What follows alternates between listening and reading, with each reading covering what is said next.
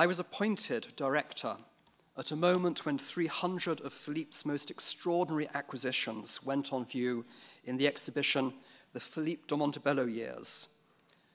It was a selection of more than 84,000 objects acquired during his 31-year tenure. Humbling, to say the least. Then the stock market died, and it was assumed that much of the Met's collecting would die with it. Suffice to say, at that point, any future exhibition of the Tom Campbell years looked like it would be a bit thin. But in my first acquisitions committee meeting last January, in fact, we presented this exquisite early 16th century bronze by Riccio, the eccentric Paduan bronze caster and sculptor, one of only 40 known by him, the only one left in private hands, along with this beautiful little oil sketch by Adolf Menzel, mid-19th century, along with Chinese jades, medieval stained glass, American silver, contemporary photographs, a Sri Lankan Buddha from the 9th century. Just recently, a superb Angra drawing entered the collection. So, in fact, what we're finding is that perhaps because of the difficult economic times, some fabulous and important objects are coming on the market, and we do still have acquisition funds that are exclusively for acquisitions, cannot be used for operating funds.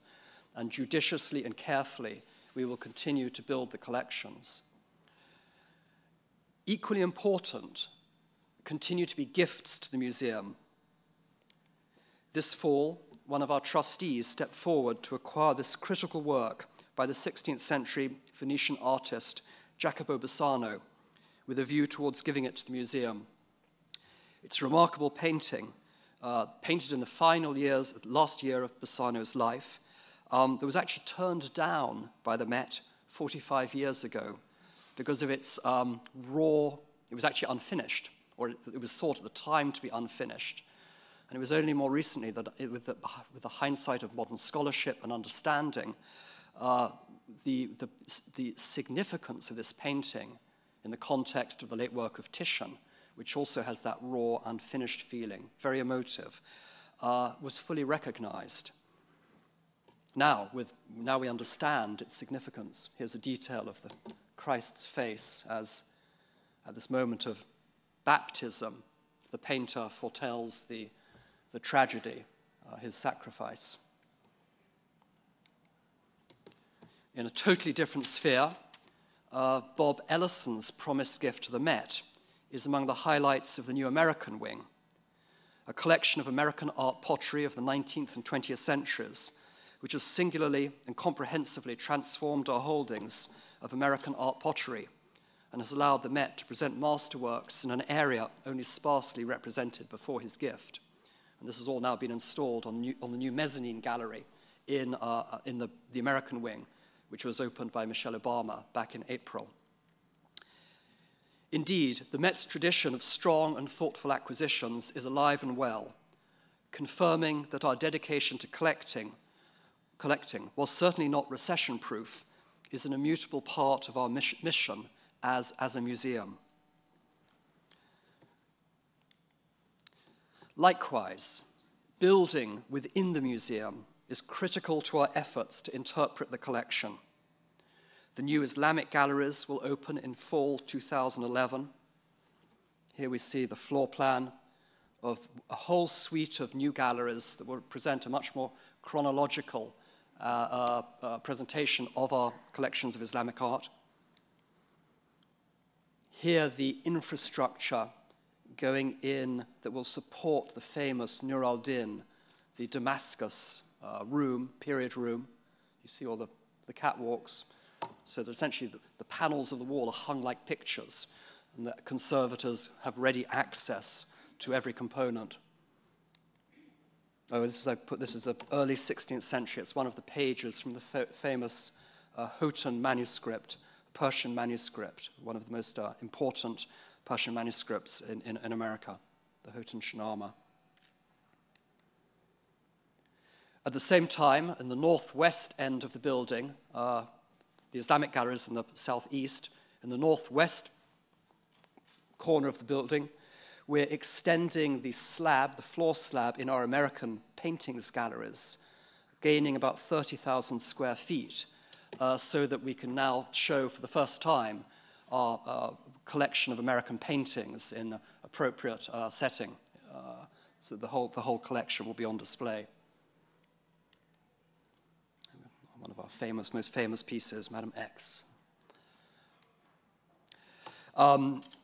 Also coming up in terms of capital program, we're moving forward with a plan to renovate the Costume Institute within its current footprint.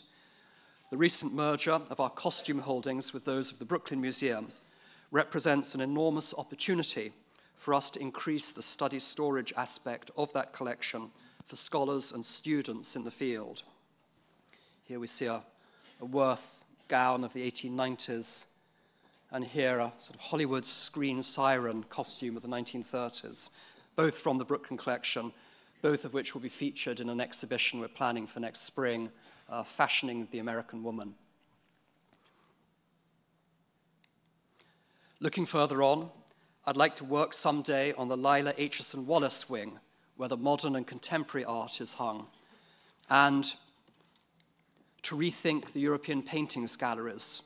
Now, obviously, this is not the time for projects of that scale, but this is the time to be thinking about them so that when we come out of the recession, we're fully prepared.